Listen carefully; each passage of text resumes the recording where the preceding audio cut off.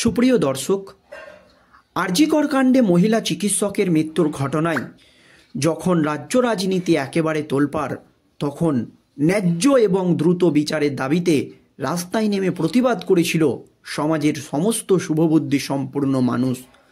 কিন্তু 5 মাস পেরিয়ে গিয়েছে, এখনও পর্যন্ত ন্যায্য বিচার পায়নি তিলোত্তমা। আসল সত্যটাও সামনে আসেনি। আর এই আবহে সন্দীপ ঘোষকে নিয়ে সব প্রমাণ করেই ছাড়ল কেন্দ্রীয় তদন্তকারী সংস্থার সিবিআই আধিকারিকরা। আর সন্দীপ ঘোষের বিরুদ্ধে মূল অস্ত্র আজ আদালতে ছিল খোদ সন্দীপ ঘোষের সহকর্মীরাই। সন্দীপ ঘোষের সহকর্মীরাই আসল সত্য ফাঁস করে দিল। দর্শক, আপনারা জানেন, প্রথম থেকেই দাবি করা হচ্ছিল আরজিকরের একাধিক দুর্নীতির কথা জানতে পেরেছিল তিলোত্তমা। সেই জন্যই চক্রান্ত করে পরিকল্পনা মাফিক তিলোত্তমাকে সরিয়ে দেওয়া হয়েছে, এমন আশঙ্কা কিন্তু সকলেই করেছিল। আর এবার সেই আশঙ্কাতেই শিলমোহর পড়ল। ঠিক কি হয়েছে, কি প্রমাণ করেছে সিবিআই, দেখুন দর্শক। আরজিকর হাসপাতালের প্রাক্তন অধ্যক্ষ সন্দীপ ঘোষের নামে রয়েছে পাহাড় প্রমাণ দুর্নীতির অভিযোগ। সকলের নজর এড়িয়ে যা রমরমিয়ে চলছিল দিনের পর দিন। আরজিকর কাণ্ডের তদন্তে নেমেই সিবিআই গোয়েন্দারা একের পর এক ফাঁস করেছে সমস্ত ঘটনা। আর এক্ষেত্রে সন্দীপ ঘোষের সহকর্মী আধিকারিকরাই পালন করেছে বিরাট গুরুত্বপূর্ণ ভূমিকা। সন্দীপের বিরুদ্ধে বিরাট অস্ত্র তার সহকর্মীরাই এবার সত্যটা ফাঁস করে দিল।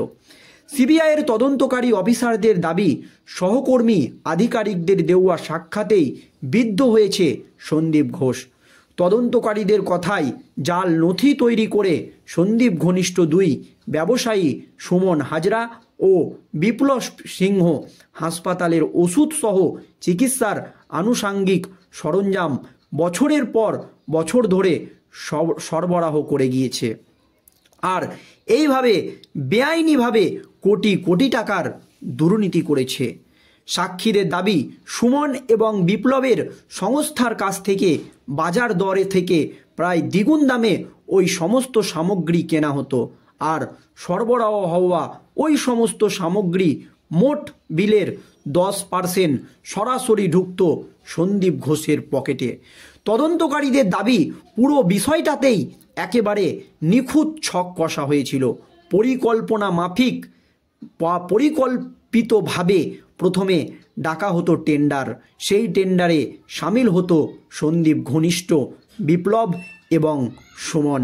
পাশাপাশি জাল নথির মাধ্যমে তারা আরও কয়েকটি বেআইনি সংস্থাকে টেন্ডারে সামিল করত। কাগজে কলমে ওই কোম্পানিগুলির অস্তিত্বই দেখানো হলেও বাস্তবে নাকি ওই নামে কোনো সংস্থা ছিল না।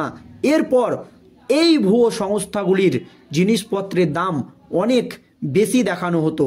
পাশাপাশি সুমন ও বিপ্লবের সংস্থার সরবরাহ করা সামগ্রীগুলির দাম কমিয়ে দেখিয়ে বরাত নেওয়ার কাগজপত্র তৈরি করা হতো, যদিও তা বাজারের অন্যান্য সংস্থার দামের থেকে 2 বা 3 গুণ বেশি হতো। তদন্তকারীদের কথায় শুধু ওষুধ সহ অন্যান্য সামগ্রী কেনার বিষয়ে আরজিকর হাসপাতালে একটি কমিটি ছিল। ওই কমিটির অনুমোদনের পরেই সমস্ত সামগ্রী কেনা হতো। কিন্তু সন্দীপের দাপটে ওই কমিটির সদস্যরা কার্যত টু শব্দ করতে পারত না। শুধুমাত্র যেমন নির্দেশ আসতো সেই অনুযায়ী তারা বিভিন্ন কাগজপত্রে সই করে দিত। তদন্তকারীদের দাবি, হাসপাতালের প্রাক্তন সুপারসহ একাধিক পদাধিকারী ওই কমিটির সদস্য ছিলেন। এই আর্থিক দুর্নীতির তদন্তে ওই কমিটির সদস্যদের একাধিকবার জিজ্ঞাসাবাদ করা হয়েছে কেন্দ্রীয় তদন্তকারী সংস্থার সিবিআই আধিকারিকদের তরফে। প্রথম দিকে তারা মুখ খুলতে রাজি ছিলেন না, যদিও পরে এই আর্থিক দুর্নীতির মামলার 3 মূল অভিযুক্ত বিপ্লব সিংহ, সুমন হাজরা ও সন্দীপ ঘোষের বাড়ি থেকে উদ্ধার হওয়া সমস্ত নথি তাদের সামনে রাখা হয়। তারপরে ধীরে ধীরে ওই কমিটির সদস্যরা সন্দীপের বিরুদ্ধে একের পর এক সত্যি উগড়ে ফেলতে শুরু করেন। জানা যাচ্ছে তাদের সমস্ত বয়ান ভিডিও রেকর্ড করা হয়েছে। সদস্যদের বয়ানের ভিত্তিতে সন্দীপকে হেফাজতে নিয়েও জেরা করা হয়েছে কেন্দ্রীয় তদন্তকারী সংস্থার সিবিআই আধিকারিকদের তরফে। অভিযোগ প্রমাণে অস্বীকার করেছিল সন্দীপ, কিন্তু পরবর্তী পর্যায়ে যে নিজের বিভিন্ন অভিযোগ স্বীকার করে নিয়েছে বলেই জানান তদন্তকারীরা। তদন্তকারীদের দাবি সুমন ও বিপ্লব দুর্নীতি থেকে লাভবান হয়েছে, তাই তারা দুজন অভিযুক্ত। কিন্তু সন্দীপের অন্যান্য সহকর্মী আধিকারিকরা এক্ষেত্রে লাভবান হয়নি। সন্দীপের চাপে পড়েই নথিতে সই করতে বাধ্য হয়েছিল তারা। এই কারণেই তারা সন্দীপের মামলার অন্যতম গুরুত্বপূর্ণ সাক্ষী বলে দাবি কেন্দ্রীয় তদন্তকারী সংস্থার সিবিআই আধিকারিকদের। যখন প্রথম থেকেই দাবি করা হচ্ছিল যে গভীরভাবে চক্রান্ত করে কোটি কোটি টাকার দুর্নীতি হচ্ছে আরজি কর হসপিটালে, এই দাবি কিন্তু প্রথম থেকেই করা হচ্ছিল, আর সেটাই কিন্তু সত্য হলো। আর এই দুর্নীতির কথাই নাকি জানতে পেরেছিল তিলোত্তমা, সেই জন্যই তাকে হত্যা করা হয়েছে বা খুন করা হয়েছে, এমন মতামত কিন্তু অনেকেই দিয়েছিল। তবে যদিও সেটা প্রমাণিত হয়নি, কিন্তু এখন সেই আশঙ্কাটাই সত্যি বলে মনে করছে অনেকেই। কারণ কিভাবে আরজি করের মধ্যে পরিকল্পনা মাফিক দুর্নীতি হতো সেটা কিন্তু প্রমাণ করেই ছাড়লো কেন্দ্রীয় তদন্তকারী সংস্থার সিবিআই আধিকারিকরা। কারণ সিবিআই তদন্তকারীর অফিসারদের দাবি সহকর্মী আধিকারিকদের দেওয়া সাক্ষাতেই বিদ্ধ হয়েছে সন্দীপ। তার সহকর্মীরাই সমস্ত আসল সত্য বলে দিয়েছে সন্দীপ ঘোষের বিরুদ্ধে।